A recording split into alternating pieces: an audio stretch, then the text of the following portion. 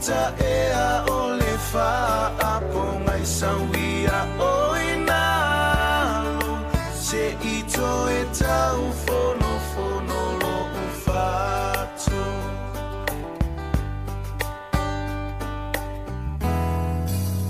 si ala e sawia o le a ta wha amava e awane ingalo lo walo fale sa fai mau solo vai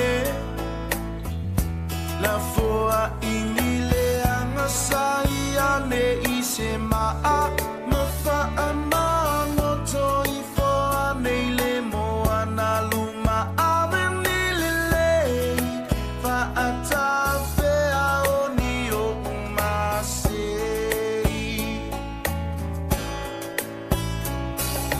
Mauna e mafuli mai se itanumi ai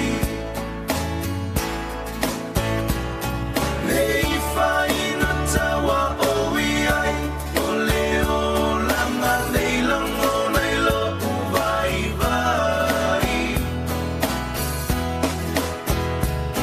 Sawia o e sumata umai O ita Sawia o inalo se ito e tau fono fono lo ufatu I mauna e mafuli mai se itanumi ai Nei whaina tawa owi ai O leo langa nei lango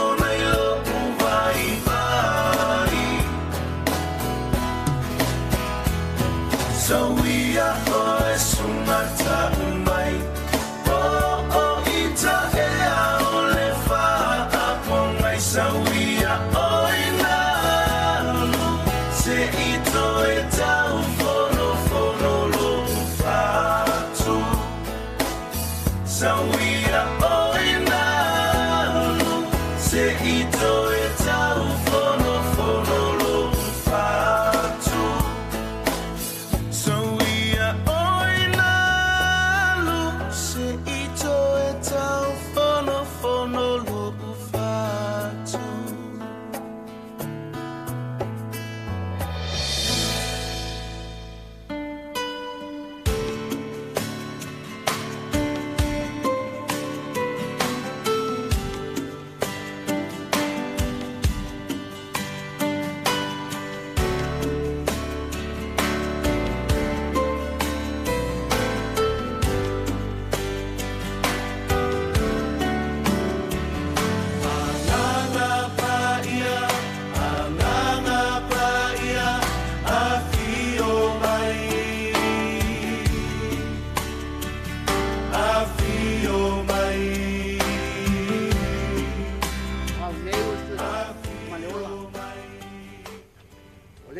Tua mai e tia.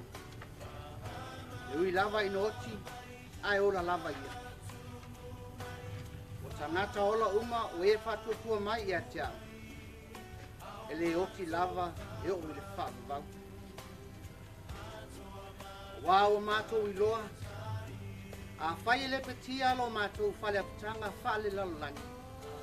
O ia te mātou le whale mai le atua. Le whale ele I whaia e lima. Whamabau I langi. O nei o le malama le lalangi. Le bunbun mai e a teau. Le tua sa vai o ia le kōwiu. Ai a te le malama e whai.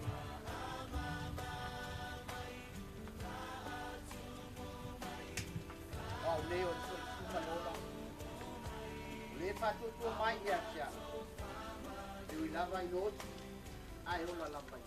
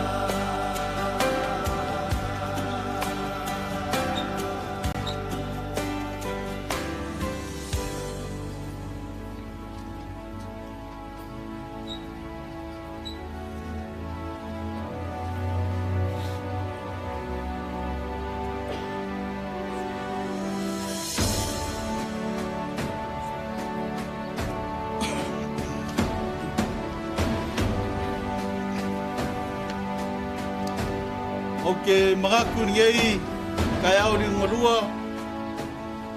ole a le paia fa kiu wa au loa paia sau ko fafo sa mo kwa oi e fuamai le ngongi le kia sai kai samor kui mangua se ia paia le ngongi singa kai ulo le mai kai nga fangua ole a au le ko ku vai le pulepu yai ai ole au ku vai lo e pe o le fo la nga li tonga o ke fia ai ngai kai au fa ka lo fa mo fo lo fa ku ile pa ia la silas a inga ngalua ai le ngaka ilea o sa mo o poko ia le valea wale fio ta afa o le tama ainga sua tauri ili o le matua a fio tama pa malo tusom ta afa ala tai le waluma fonti ai le ngata ilea le fio la inga sa tango paia ia inga mani nofo avaenga ya samusu mani mailo ko farm kua maupu ya ke or fale akua ai nga taileo samo poto paia na valea wala fio ainga kupu ainga gofo ainga papa ainga fo ainga faifa paia na valea wala usonga kumon pule ku au mala kaua wa fonki mar ko fu ainga kai mar va kaua ga fagua fa kai da lo fo le kua o faio kai ngamailo ko soifua la lei o kako feiroi ile aso fa kopole ko aso pe au fa mavai o le uso ia fa make ngai fo ile mokai ese tatupu e fo ia ile vinga ile kua o ngolonga lo fa malonga le ngai kula ya ole akua ko ro ia lo sungal fa fengainga awale amakainga o kako saunginga au matatu sauninga ia na amatambea leo o mo mau tamaya pai matausi akika ia mareuso ia fasao ona mo mau leo le fartua o le Faamate ia na umaleo na tuatu le mo mau a alfana o pai mai Samoa ia ona fa talambe fa solo le tato por kalame ne yasu ile nganga o loto maulalo fa ia nei famtalanga so fo Yesu na faftai sa noanga mfetalanga matangofi ai na auto e fa so atu fa mole o tato taimi o fa mo ai o aso fa penei na le tasi al mo mau na ole tina ia poltama fo i po ai lava e aunga ele nei yaso ia ai fa mole fa so ane o to ia awone ia lu tato taimi ile fo i vaenga ia ai tato sala i se si fo i vaenga and te wala watu tato lau tu fa tasi mai lunga tu fa tasi o tato loto tato te amata ni aile ne sauninga e fa sanga e o mata i maunga e o mai ai lo so swani o lo so swani mai ai o valea o le na fai le langi a toa male la langi e le tu ina mai e ia mapeva lo vai o lo leo e le tu le moe la vaia Fauta o leo ia Israelu. Ele tule mo ia, ele mo lava. Ele leo Yova ilo urfafu, malo urfale. E a mata mai nei lava. Ai o ile fava bau. Si o tatu talo. Mato lau tu langa fa alo tele yo luma lo mato tua. Mato fatal taliatu le manava mai lo nganga pa ia te mato. Ina mfai ona sao mauli la mato fa moe yo mato tu temi tau ma vai mo mato atali se uso ase tuangani ase tamafo ilo mato tu fe so ani mai ya te mato le nei tula Yesu Kristo mato wole mavala awa twaini amen tatu pese ile vi inga lua se fuma le fitu a sala mo i tatou nei i mea le te tau e maua lava ia Yesu le ola e whavavau lua se fulma le fitu le vi inga le atua Sala mo i tatou nei i mea le tata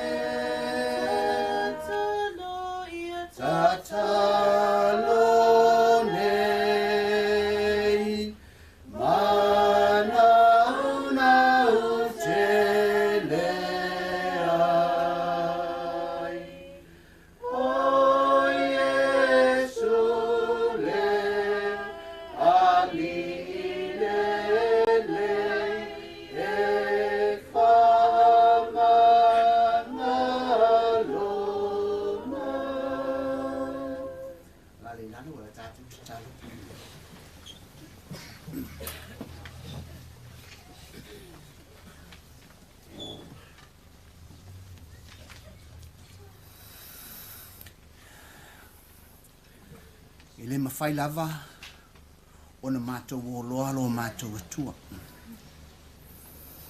E ape ia te mātou o na mātou wafe atu ia te oi. O wao le tufunga lava manata i sau oi lo mātou atua. Whapei o na e mamanuina le nei fōfuanga i lo lava mātou ngofi o whapea i fo i le nei tae au mānaia. Mātou langona ina le pai mai o le mawhanawhana o le la le whailonga lea. Mātou te tali tonu e pea o lo auai oi lo mātou atua i lo mātou whamoe moe. Mātou wala au atu malea nganga, whawhitai lo mātou tamā, whawhitai lo alofa malo wanga le lei. Sa mātou whaia se malo longa i le nāfo i pongi sā ua mō watu. E whawhangu i mātou i whanguna le lei le nei tae au. Leo o mātou whesila whai o luma i le langi soifua lo mātou atua. Whawhitai lo tau singa alofa i o mātou tangata o mātou wala au atu. Leo te e pose lilo lau silwhanga pa i o la mātou whamoe moe. A fio mai fa mole mole lo mātou tamai. Tai tōru e ino mātou tangata ina mwhai lo mātou tāpena ina le neito e sauninga. Ma le tamā ia Faamate. Ina i mwhai o na mō e pese vi ingo o lo mātou atua a se whananga ia te mātou e o woloto whaavau. Mātou te talo o mātou se se mo mātou leanga. Le se me o lilo lau se whanga pa ia. Pe soani mai ia te i mātou, o afo ni moli mau la mātou, tala noa ma whaamatala ina ili ni aso. E ai pere mana oelo mātou atua. O lea la mātou te talo Yesu Keriso, mātou te ole atua nei, lo mātou ta mā oile langi, ia pa ia lo suafa, ia o mai lo malo. Whaia lo whinangalo lalangi e pēna whaia le langi. E fo ai mai a te mātou le aso nei a mātou mea ai e tama le aso. E whamangalo i a te mātou i a mātou angasala. E peo i mātou fo i ona mātou whamangalo i nātu. E wanga le anga mai i a te mātou.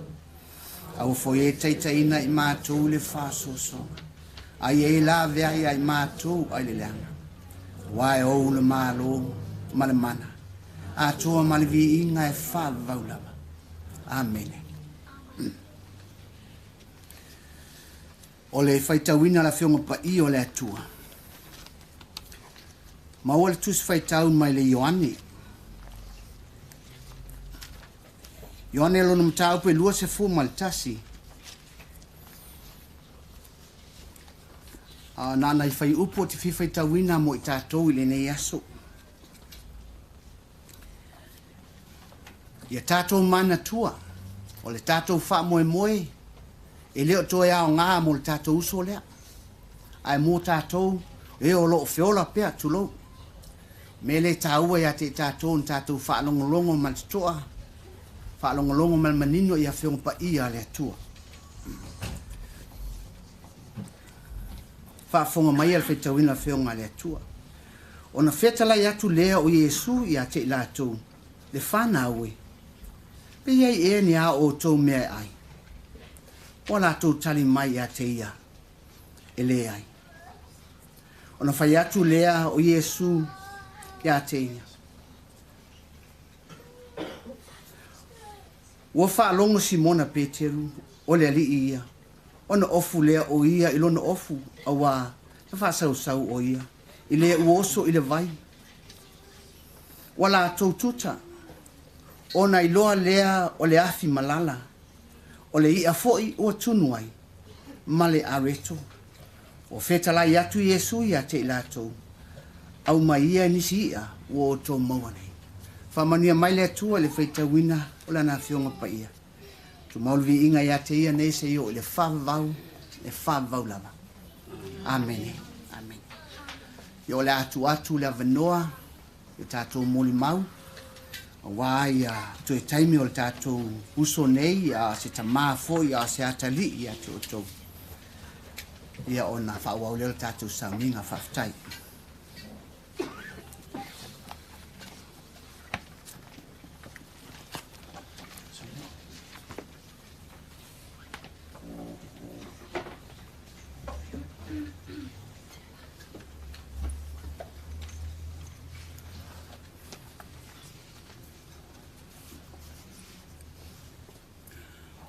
Ke masalo le a le koe sidi loa se mako whamakalanga. Le o ma ua le saungoanga le sunga le whapea ngai. Longo wingo. O le kuri kausi o le kako kai. A wala wa ia le saungoanga le fionga ia le rifango. Whai lea mo kai ngangeas. A wau kula ia kue.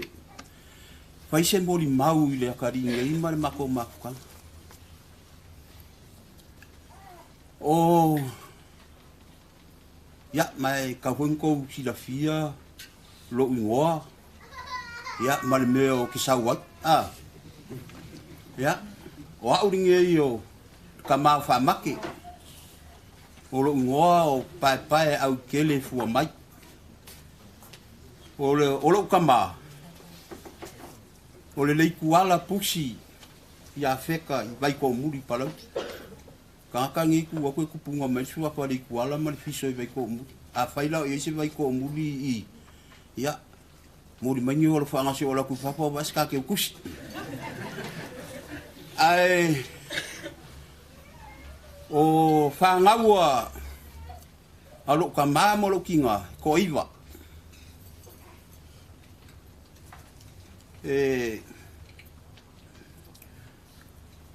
wa mali diu ya le ko ongo por ko ongo umalea ngo kewa wa onkango se ku lo nguku malea ko ongo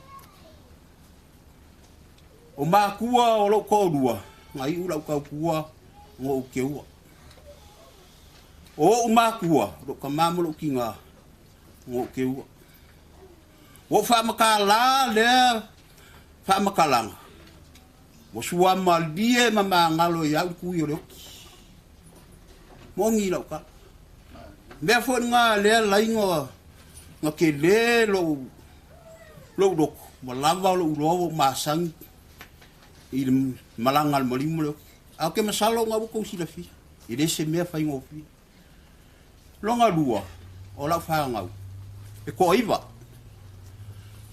la fa nga ko fiku kenge ko dua kama wo lo inga la wo ye sipea al kofik al mangsamo ya ole mela leo ke kala ngoa kwa imolo nganga falwa or ko iba le la fanga mo ko dua ya Faamate la fanga wo ke o fa ma nginga nga ma le pinge nga la kala mo sua ma die ya uma ma ngalo ya ku yo le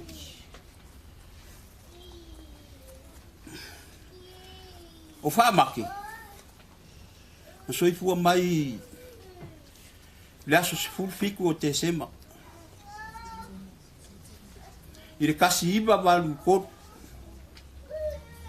se fulu ma le iba ngeo kausanga fa ma ko vala ma Faamate i malanga mai usila le lua afe sfurongo lua afe ma le ongo ka konsilisila ia ko a mafuka i leo lonkinga makala ngoa makisi yaku mafusi yaku i le madiu maleoki waso afa pengei o upu ale aku ngue le laukaiao e le la waso ese a ka laukaiao ese ka laungi ai mo mori lo wanganga fia mo lo wanganga fa kai mo ku mo alo loko le loko kele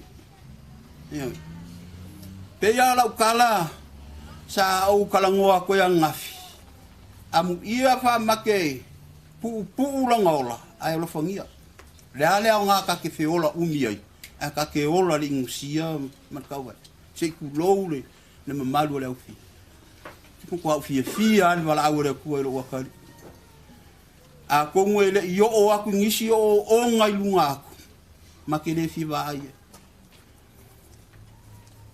mori lo nganga fa kai foi ngai ai nga malava palauri ya foi ai ngo sio kamai fusi salu faka le oke ai ya ele nga kai le ya sa musu ma moile ya ai nga sio kinga ngai ya so ma ngai fa moe a fai wo wonge up mo wonge kala wo le lava isi fa makalanga e kau fola kuai ma kau fa alau di lei o ko pa ia mo ko maru ave fal falinge ngo fa pele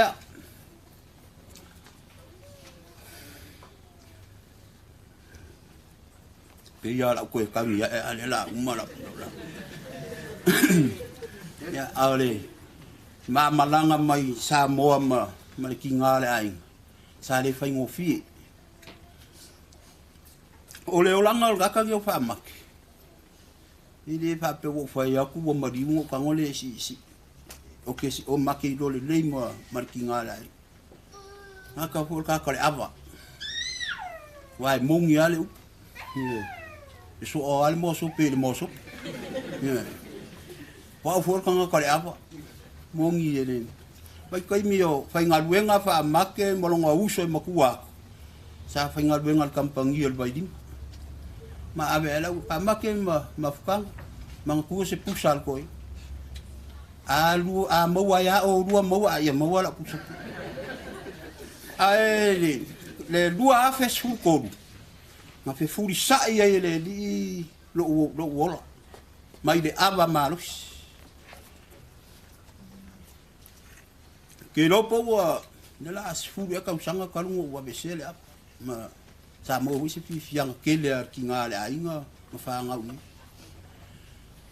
ole ke masalo le la pa aku la ukala le la ko ai lo ai i o fa nga u uso mo ko fa fin ma la fa nga le menga kupu la malanga le dua fa su bat mo ka mu mai ngai mama fuka malakari sa fai ka fa nga fa make manga wo i mako fadi o fai ka fa nga ni ya o mako po ya ko ro sia fa nga o sita ma pe le ma ke poku fa kas e lo po se me po le ka le duo il po aka kala le mako poku le akari pa o nga aku lo fa ngwa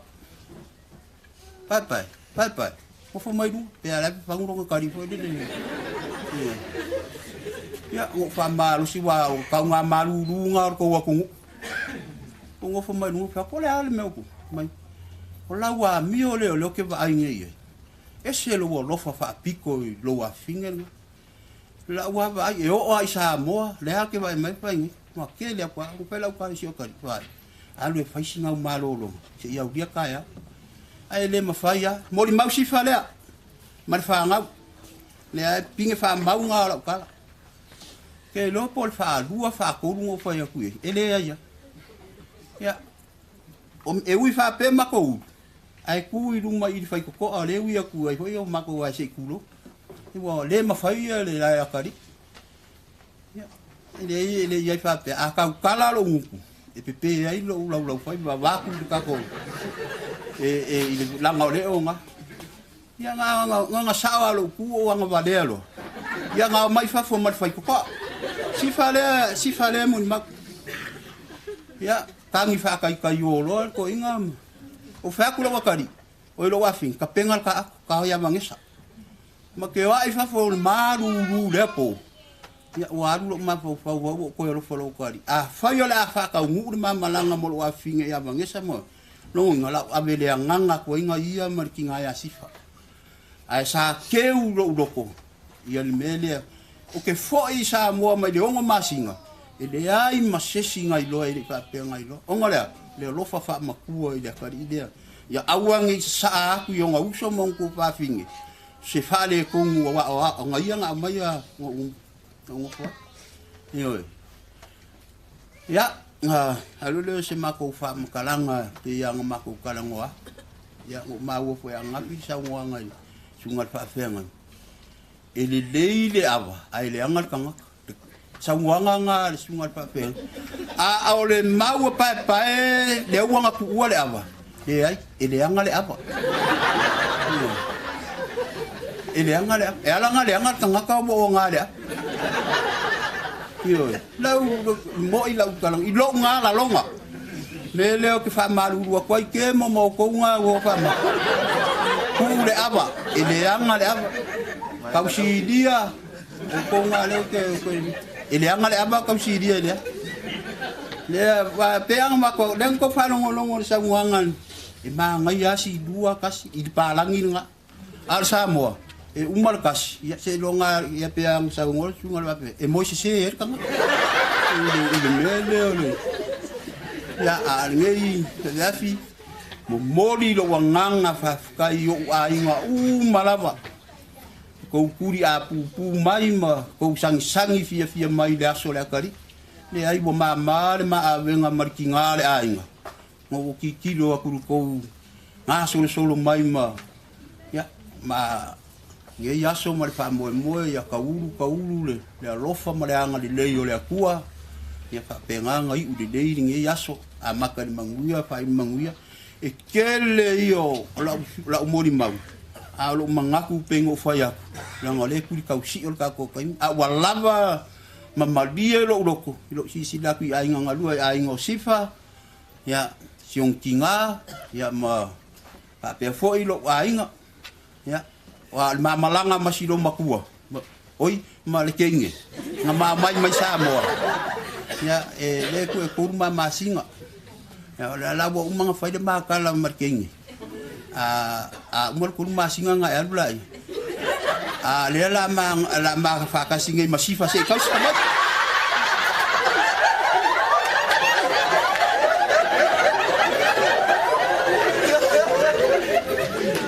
le ai faku e mama me ro como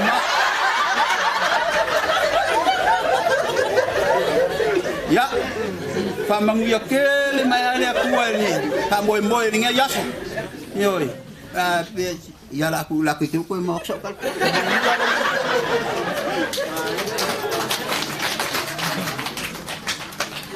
ya kami ya re ya kika o ya sifa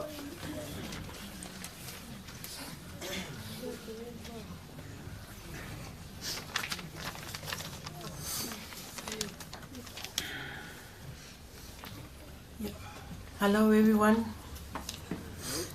Pakalofa lahi atu, talofa lava, malole lei, kia orana, and greetings to you all here today.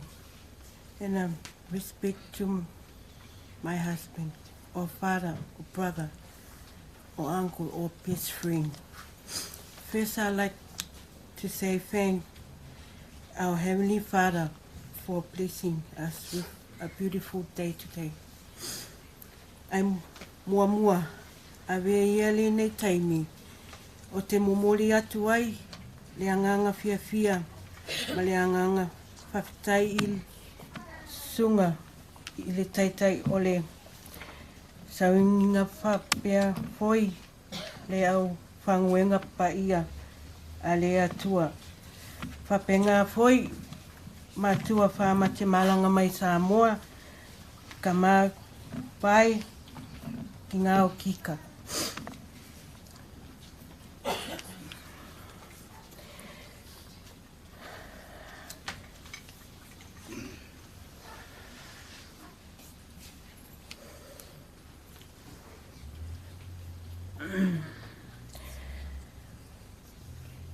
Malanga kasing.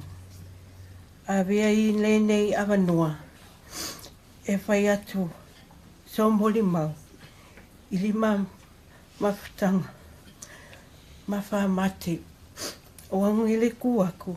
O lokolu o Faamate. O loingoa. O sifa. Ia. Whamali aku. Lala. E kolula o ngang. E whangi we. Ia whapalangi ma le Samoa. Whakamua. Whakalofa lai atu e lilifu. Potoanga. Katoa. Whahe niwe. Whakaoi ke mtolo osi. Ko hako mai ke he lalwhanga malu nei. Ke lata e mai hako toko oa. Kua toka I e muianga nei. Mo tautolo. Whakaoi ke hako a mga whawa. He whae niwe pia foki mai toka pisinga. Tunga nei e loa mtolu. Koe matua tāne nei. Tō lahi e fia ia ke whae he New Wayne side. And o ia foi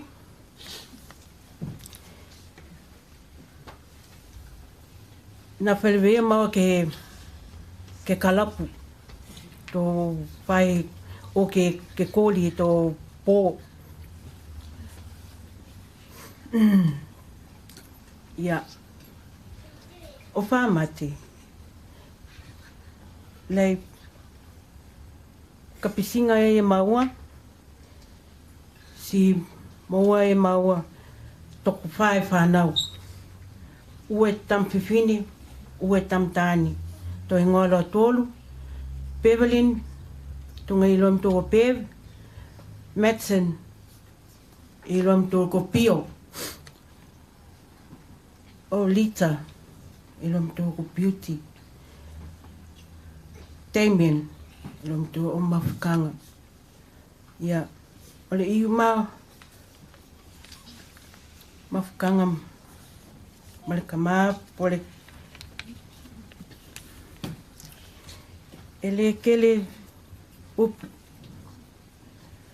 Mawhakanga marika mā, pole kamalo whāngau. Whamole mai a pe seo kalangoa wha Samoa. Ai, o ia. Ole kangaka e malosi kele e kausi maainga. Mai se langa whāngau.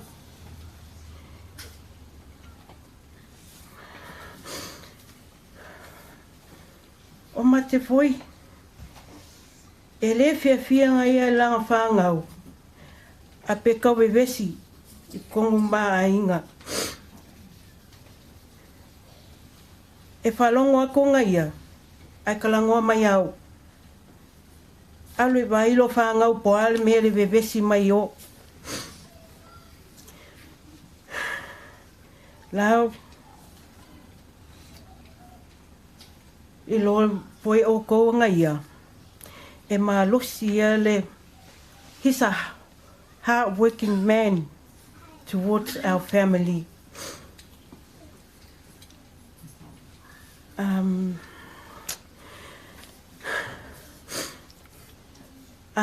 Anuanga e whangwenga. E sau. O le mea mua whamake ke whemai au. Malo whangau. Pe se mea ai.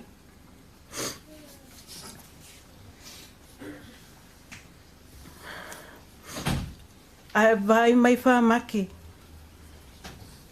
Wale se mea ai. O vai a kulang fōlinga. E le fia mai.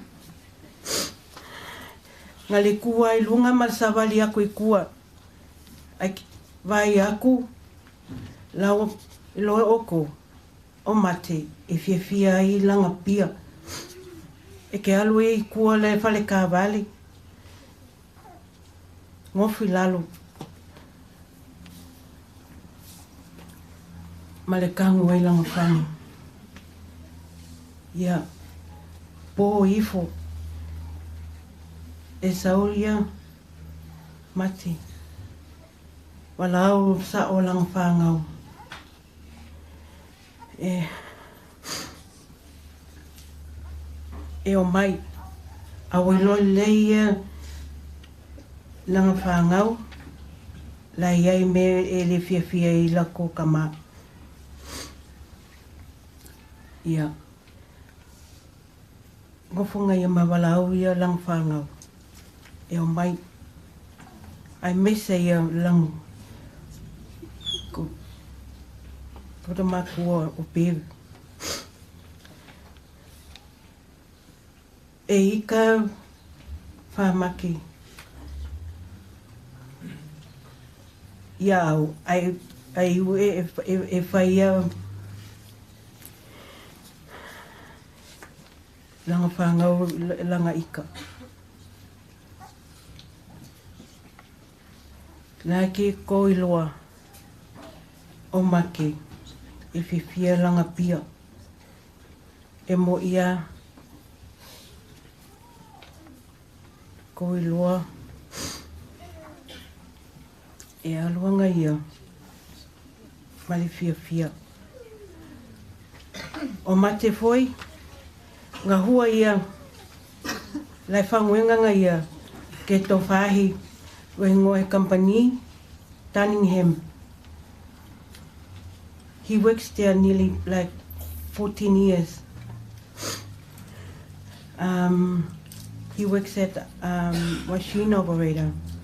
If I hear flavor mo whakaui suka masima.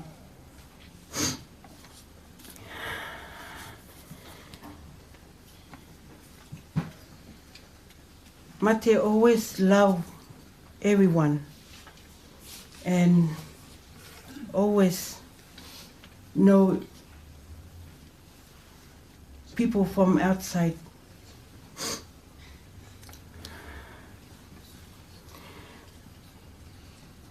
He loves sport. Pele koiloa kalo lakapi. E kalo foi kilikiki.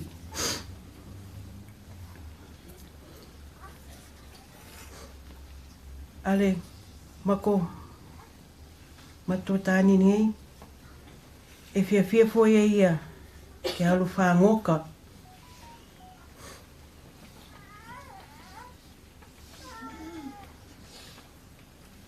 Na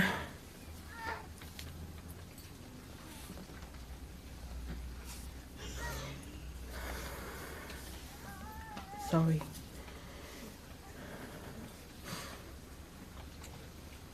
He always go fishing to help out with my family, our family.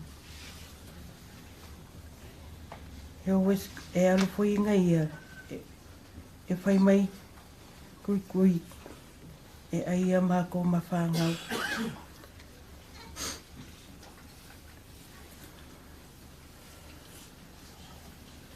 Misia foi oe mate lo whai umuma mako.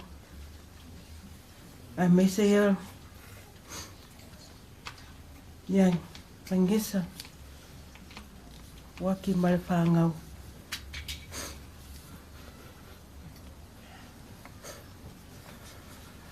Ka ko mawhakanga ne kei mi le i mati. Whakai uma ngesa malo whangau. I lua lofa mai maainga.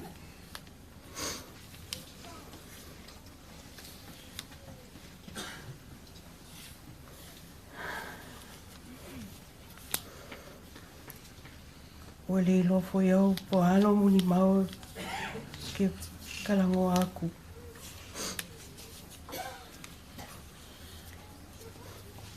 Thank you everyone for listening. Mai, ai suatu le bono le usa ya fasa.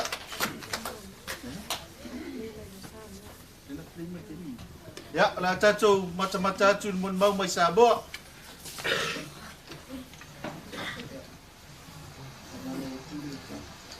Le uso patua le Faamate.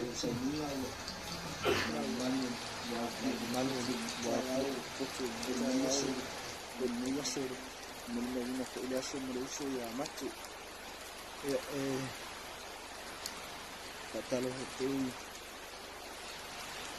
sama tua matausi samari ina faila ina takutu miyaso ya mereka tupu cuma mau tanga mereka ya mati oleh sewa sefuru ni kau sana kalu nama bala kama ngatu ye luafu maleonu wa sa inga manio aina ni se kadesia ya so ni o tātou te whaanoa, tātou te kia. Wa mapu atu le iso i le nuku e ngano waiti ngā kai tā ni o langa. Am ia le iso ia. Ia ai muri mauri ma i le uso. So o mate sa tango pia e mate le ava a o la ititi. Te iho o mea te ini mei. Tangata ai pia. A se tangata luto maa losi po. Luto alofa. A o a ita ita. A o a alofa alofa. Ia ai maumokitanga ia. E wei se mea tātu te pole e.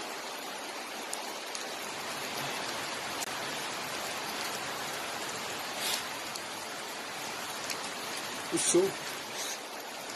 Au whapea e koe fōi mai whaikakoa ina. So whamoe moe e nio ngā wa. Pika ia e roi whina no leo riri. Tau ngā mangu ia lau whinga malanga le uso. Mo uso na whuanga mauri langi. Kahi mala lo whinga malanga. Sifa. Ia. Aue kangi, aue te ika. Lea e se i whaanga solo o mea ia e. Ke aruaku. Pea kulokanga ngofa i kausile lu whaangau. Nau o manga o video e lo kua lua e o skaria.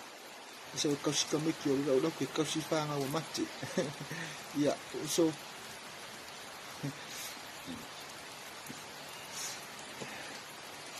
Mangu ia lau malanga. Ia, e mangkua lau uso leo. Ewa, au wale lau uso. Ke i kakangi o lau telefoni pe mai. Sali. Kui lau ofu ka pua ele au ngangi ka alunga sodi. Se yo o langa whaia inga le au le uso. Hiu e koe au kilo so. Hiu e koe vaat. A se i maa lola soli. Ola se wha ai kakanga kaska mo pio. Ia. No whakui lau whaanga. No whakusifa.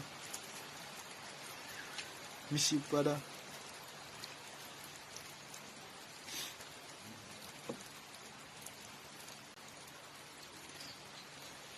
Mau ia lau malanga.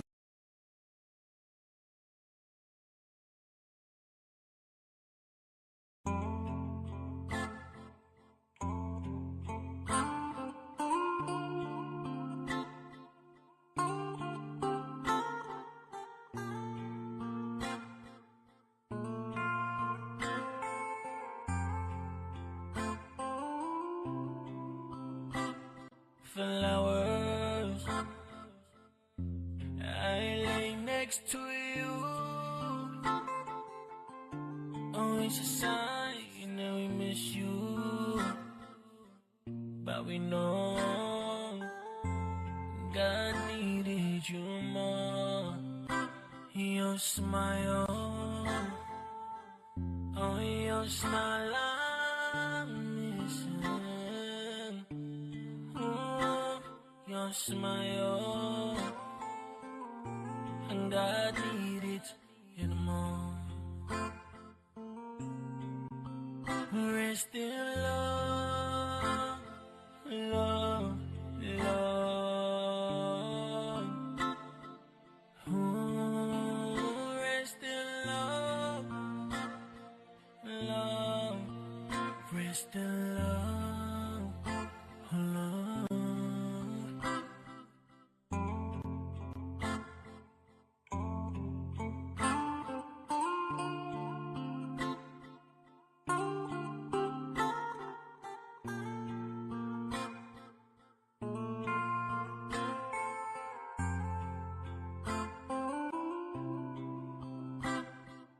I sit right here thinking over the memories we shared.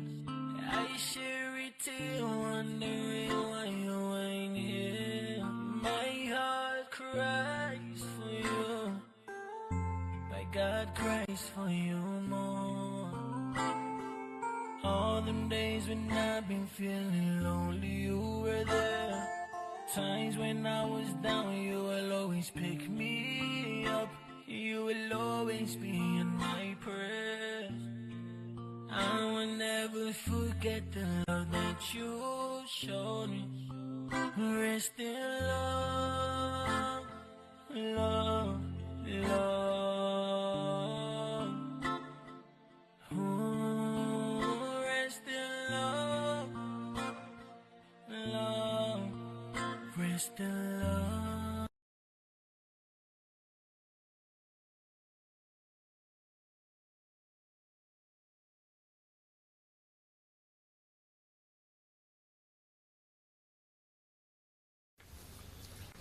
Romai se fulfalo na fai po eval.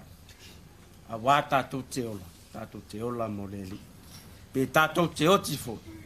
Tātou te oti mo le li. Ia. Pas kai o lo sao aku lu mangei mo ringei avango fa aulo male maka ngo fie. O kula ia. Fa ilo se mo ri mau. Ia po ngi mo nga lo fa fo yo. Fa ngau.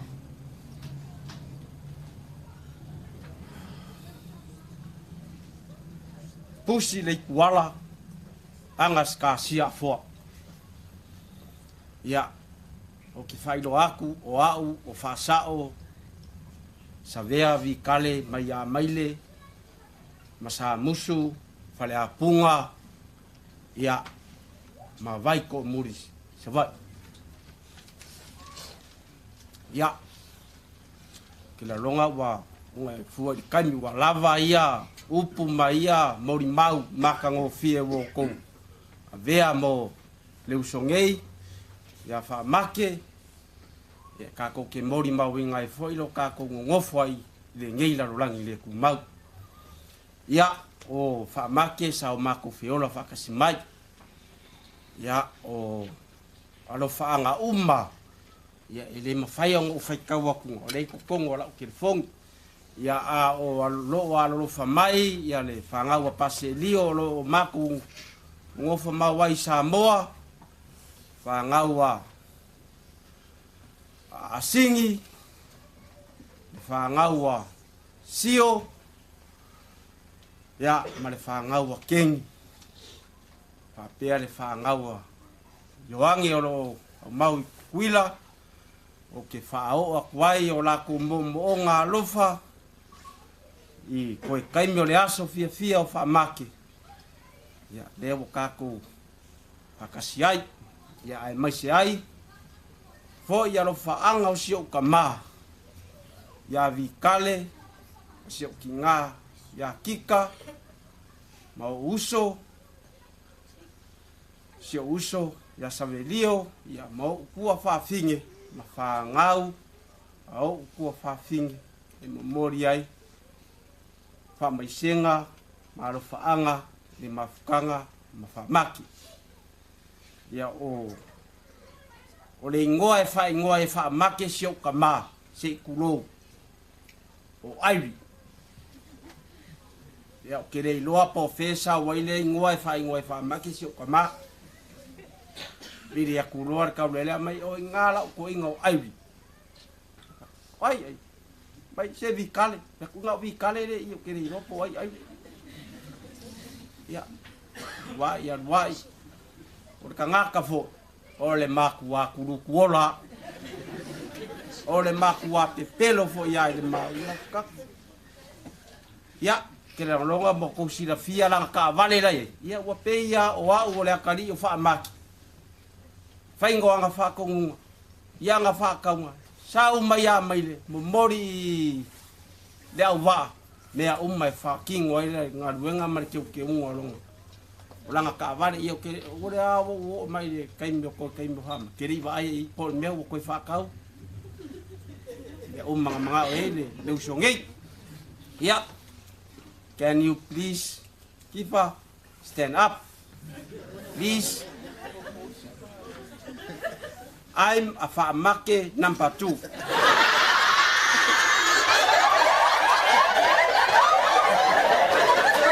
Don't worry, Tifa, I'm not married.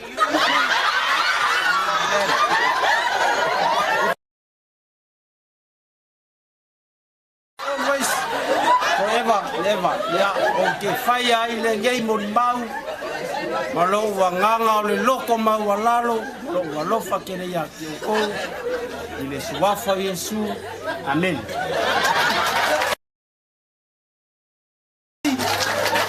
O le aso ye o le fia. Ya, nga o ko fa fonga mo mau maka go fie. O le u fai ala ko ngora wari ia. Fo ile ri lai sa mo long ko lua ya uskaria. O ngo sifa. O le ye long kinga o le kausi. Me I fo la fa sa ngo fo masifa. Me ia pai ngo fo mangia. Ai fo ilo makua sa mo fa kali mai ai. Sai fai po ya la wari e mo mo maya ngo makoi fo me le makoi kamua fa kas. Ya. Ora sa uru e fa longo le upu forfola le tua.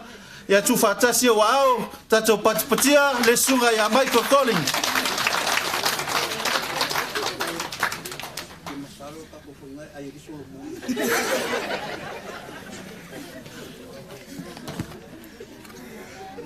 Mo le atu la nganga faaftai pe ona mali fo isa nuanga la sul ne la sofia ai ese lavale matango fio le li tu mai le li ya wa terminei tal tonu mai sia matua pa pe ia le tina ya sifa tu ti le langona ina lo to van foi lang hale e tele si manga le to tele tatou ia tatou te si o to ai il taimi lo fato ato langona la ia le taua o le misia le tamalea ale launga po se soani se fa mafanfana mo tatou e le umi wa le wa lava ia mau muli mau matango fie pe ia upu masani when you do something right nobody remembers but when you do something wrong nobody forgets Hallelujah. Nana o te whautua tuai pe o le whae sato e tau a mail te malea. Au ni o tato man tuai ina le tino lea. Le tama lea o no le pia. Upu a le sito ia ina pālangi whai mai. When you first raise a fist, you'll run out of ideas. A whapea o le tangata e mua na whaalala le moto o le tangata wonge mafufau. Sa o le lei. Ai mafua foi la me lea. Mafua le pia. So te lau tātou e ita loa whapa uro le tangata e lalo mwhumai lola ia wanga whaiaku fo. Lau wonge mafufau. A tātou vaia a fi namu mo palangi to ia a whea kisi la e whai ai upu. Whai mafufaunga. E whapenale o langa te manao tātou te fia ai. Tātou fi nau whaanga le poto na mai le atua. O tātou te whaanga se ino le tātou malosi. A pe ona o tala no le launga le swafal ta ma le alo malanganga pa ia. Ma le tusi le a Ioane. O le feta lainga a Yesu. Po iaino to wia. A ina ua hae mai le whaiva wha mai Yesu. Au mai la ia nisi au tau maua. O po le atu nuu au tātou iai. E au le tau ola. E au le whangota. Ai whai mai le polo fiasa ala meo tisi. E moni. E au le tau ola, e au le whangota. E au foi le tapuai. E wha pena le soifuane tatou te iai. So se whaiva lava e si, a le tapua ia le manuia. O ai e whai le whaiva leo le tapuai. Whai tatou ia e ulan mulila. Po por fana. Tātou ia tapua ia whaiva ia. Le tātou te whaia le taliuta. Mea mea le lan whai Yesu ke riso. A e mai le whaiva i le tae au. Tuta waa. E wha mai Yesu. A mai ia se i au tō maua. Lea ua uma o na tunu leia. I lungo le malala. Ua iei le whalawa. Whai le taliuta. A wā le whaatalinga o le whainga whaiva. Tātou le nei tū la. Pe ono whai atu i leo toa ngā upu nei le uso nei. E hae umo tātou whaiva i le atua. Le anga o Yesu ke riso ro whai tali uta mo e maa. Po whea lava te anga i ai po uta i le vau. Po ngā tai le ngā tai whale. E hae uma whaiva. Le anga e whainga tā o lai. E whai Yesu ke riso tali uta. Pe asa pe mau lau whaiva. Lea ua ele fai val tama lea. Ua ele na fa tama swali inga. Tātou te le loa po le ase me o hae manei I le li. Hao tātou ia. Tātou ia, tātou te whiola ma tātou langona ina malosi mai le atua. Vai po le ase me te hae ma oi le li. Aua ni mai maua le o langa nei na ola ai. Aua. Le anga le aise me na whaia le atua le isu na mafuanga. E o lawa I tama vale. E o I tangata le ato tol tino, there's a gift. E tu ina I le atua. Ai se alanga ele fa mo le atua mo mea malava ele fai vale ina le atua se mea. Ole fautuanga ia se tu alalo fo ira ona mo tatou. Ia o nga le malanga le tama lea e fai ma o nga ia tatou ia fiola. Ma ai sa tatou ai ave mo le li. Sa tala no le uso le ana po I le luka e iwa fai upo limas fumafitu. Ese le taua. Taua langa ese o tātou whaali liuina le awhiong pa ia le atua. Tātou te vaai, tātou te whaitau, e tau lol tātou whaitau I me whapea, fo I le tātou manatu. Ala tala noa I le tama, I le isa la elu, I le e peru, tama e peru, la alu e whaia Yesu, o te fia muli I ate oe, ai o te fia mo mua tanu o tama. Mana ia. O le tua ia wha e peru, a iese o tire a inga, e le wheo ai tangata. Lona winga, a whai o le tala no Yesu ke riso ma le tama le, lona winga le o tire tama. O le ai tala no le tama le, o le amana o e foi, e wha tali po lale teme o te lona tama, o na ia tanu ina lea. A wha mea Yesu, o le tali mana ia le mo tatou malava. Tu ule oti, e tanu le oti. Mana tua le kenese ina ua anga sala atamu Fuamai ia le atua ia atamu e te ai male aforo mo muone na lona rua na fai oe I le fuefu pe na fai oe I le ele e te toe foi I le ele le winga na le saunoanga Yesu Kiriso o le tino lea wana o se ele wana o se fuefu e tanu lava I le fuefu ia pe cremated pe le ai e fa pena la e to e fo ia le ai fa mai Yesu a oile na te ola o ele na ti minoi mun mai acha o le winga le na so le ala ngona o le feta lainga a Yesu Kiriso tato fa taua we are only vessels o le tu e fa nga e le tu tato e fai mana ave fau fai mana ipu fai mana va ai a holo te me avele nganga o le tangata ele atua ia ona fa penale on tatu to e foi lava ile fu mena fai tatu vai for all of us while you still have the breath of life mai le atua a ia te oile mana vaola fa ngata tau e ese le taua ole o lo sila fia you have a reason you have a mission e ele taua oile soifuanga le nei fa fitai I tama matina asiasi mai fa fitai fo I pelenga ale nei taimi yo tal tonu la tatu sauni fa eu tatu sauninga ile tu nga mau se vanga na pe e nisi si uso le sa tu le tuangania asifa pe do you have any other thing to my friend at the back there Sifa's brother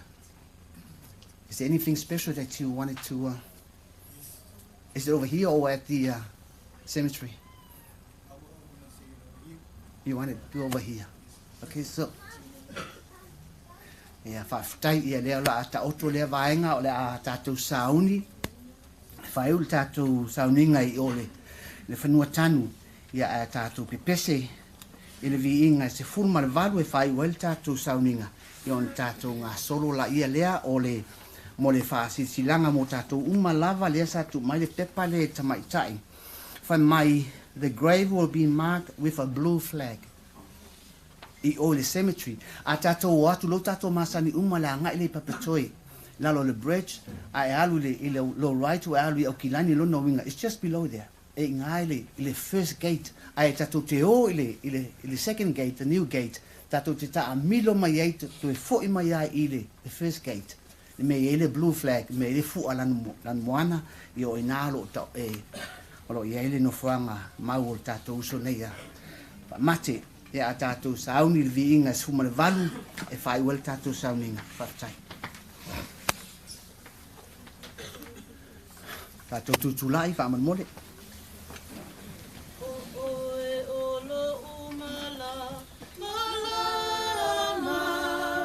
Yesue, Yesue, o ele la o lo uanganga. Yesue, Yesue, tina le puni tia mai.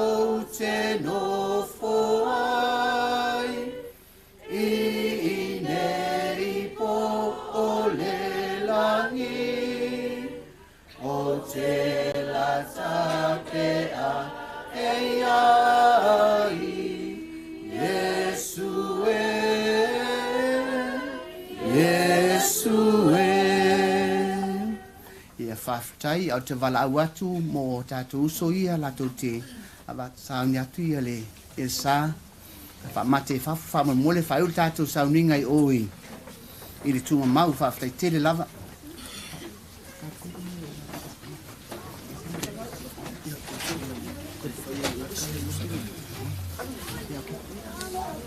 Ya o lato uma ele aga i tunga mau e uma le la tātou sauninga o tunga mau kako koe whai uma le holi i ese Tatupu. Tātou whai se tātou tala pia uma tātou whai ngalot.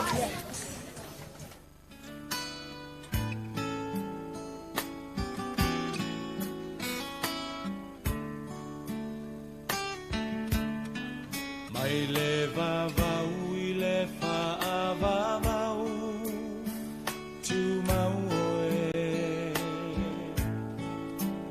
o le papa e le malu e lue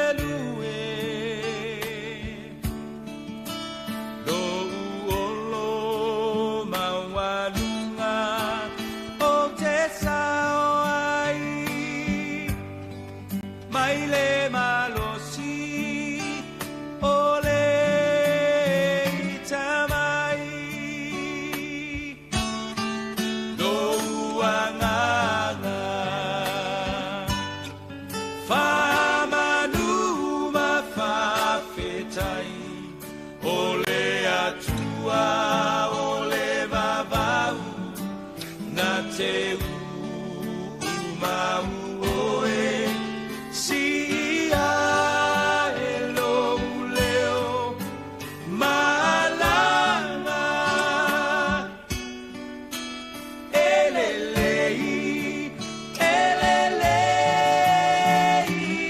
oe